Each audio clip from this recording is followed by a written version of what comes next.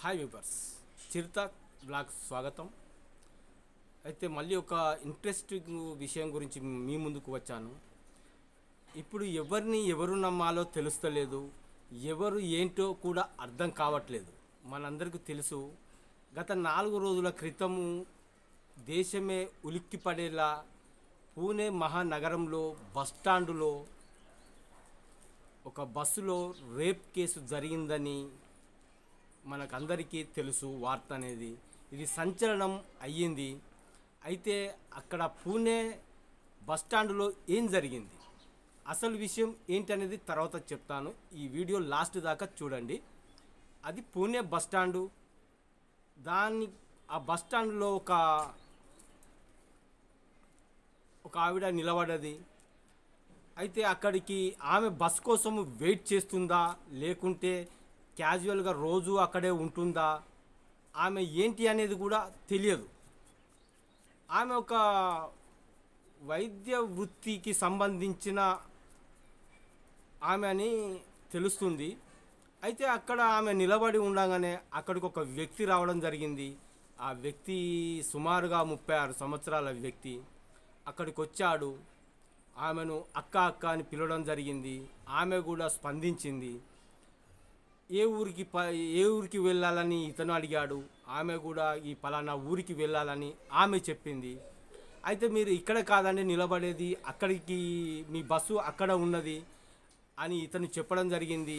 అవునా అని అతని వెంట వెళ్ళడం జరిగింది.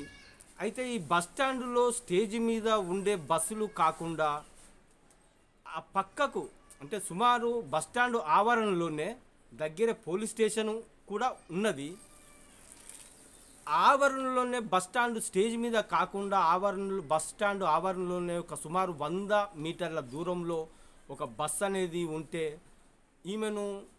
ఇతను ఆ బస్ దగ్గరికి తీసుకొని వెళ్ళడం జరిగింది. ఆమె కూడా బస్సులోకి ఎంటర్ అయింది. ఇతను ఆమె పైన అఘాయిత్యం చేశాడు. చివరికి అతను బస్సు నుండి కిటికీ నుంచి పారిపోవడం అంటూ జరిగింది. ఈమె తర్వాత తన స్నేహితురాలికి ఫోన్ ద్వారా ఈ విషయము చెప్పడం జరిగింది. ఆమె కూడా పోలీసులకు ఇన్ఫర్మేషన్ ఇస్తే హుటాహుటిన పోలీసులు కూడా అక్కడికి వచ్చి ఆ విషయాన్ని కనుక్కుంటే నిజమే అని వాళ్ళు కూడా నిజ నిర్ధారణ చేశారు. ఈ వ్యక్తి కోసము సుమారుగా 72 గంటల పాటుగా శ్రమించి చివరికి ఇతను ఉంటున్న ఊరిలోనే ఇతను వెళ్ళి ఇతనికి సంబంధించిన ఊరిలోనే ఉన్న పొలాలలో, చెరుకు తోటల్లో ఇతను దాక్కోవడం అంటూ జరిగింది. అయితే పోలీసులు డాగ్ స్క్వాడ్ ద్వారా అలాగే వెతకడం జరిగింది. ఇతను ధరించి ఉన్న అంగిని విడిచి వేరే అంగి వేసుకొని అతను దాక్కుంటే ఇతను విడిచిన అంగిని కుక్కలు దొరకబట్టాయి. చివరికి అతనికి సంబంధించిన బంధువులు కూడా ఇతన్ని పట్టించాలి, లేకుంటే ఇతని మీద కూడా గతంలో కూడా కొన్ని కేసులు ఉన్నట్టుగా తెలుస్తుంది. ఖచ్చితంగా మన మీదకి వస్తుందని వాళ్ళు కూడా అతన్ని వెతికే పనిలో ఉన్నారు. చివరికి అతను ఒక బంధువునికి ఫోన్ చేసి నాకు ఆకలి అవుతుంది అని తెలపడం జరిగింది. అయితే ఆరా తీస్తే ఎక్కడ ఉన్నావని ఆ బంధువు అడగగా ఫలానా చోట ఉన్నా, నాకు ఆకలి అవుతుందని చెప్తే ఈ బంధువు వెంటనే పోలీసులకు ఇన్ఫర్మేషన్ ఇచ్చి అతను ఉన్న స్థలానికి వెళ్ళి అతన్ని వెంటనే అదుపులోకి తీసుకొని పోలీసులు తీసుకున్నారు. అతన్ని వెంటనే కోర్టులోకి హాజరుపరిచారు. ఈ రేపుకు గురికబడ్డ ఈ అమ్మాయికి సంబంధించిన లాయరు ఏ విధంగా వాదించాడంటే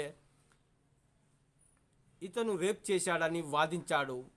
అయితే ఇతనికి సంబంధించిన లాయర్ కూడా ఉంటారు కదా. ఇది జరిగింది విషయము, ఇది దేశమంతా అనుకుంటున్న విషయం. అయితే చివరికి జరిగింది ఏంటి అంటే మనకు తెలిసిన విషయము, ఇప్పటిదాకా తెలిసిన విషయము ఇది. నిజంగానే రేప్ గురి కాబడ్డది, వాస్తవంగా జరిగింది అనే విషయం అలా పక్కకు ఉంచితే అయితే అసలు విషయం ఏంటంటే అసలు విషయము ఈ రేప్ చేసిన వ్యక్తికి సంబంధించిన లాయరు వాదిస్తే అందులో నిజాలనేది బయటకు రావడం అంటూ జరిగింది. అసలు సంగతి ఏంటంటే ఈమె కావాలనే అతనికి ఇష్టపూర్వకంగానే కలిసినట్టుగా నిజ నిర్ధారణ అనేది కావడం అంటూ జరిగింది.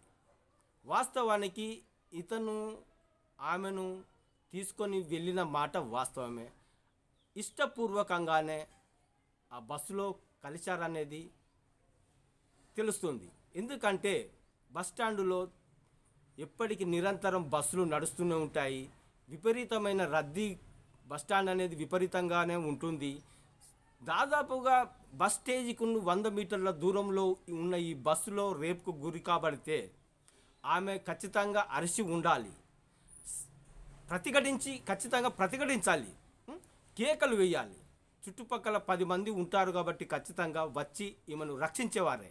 కానీ అలా జరగలేదు.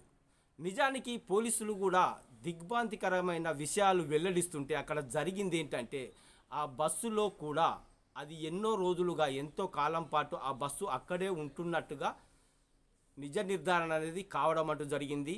ఇంకా ఏంటి అంటే ఆ బస్సులోనే మహిళలకు సంబంధించిన లో దుస్తువులు కూడా, వందలాది కండోములు కూడా ఆ బస్సులో దొరికినట్టుగా చివరికి తెలిసింది. ఇది అనుకోకుండా జరిగింది కాదు, కావాలనే ఆ అమ్మాయికి ఇష్టపూర్వకంగానే వెళ్ళినట్టుగా తెలుస్తుంది.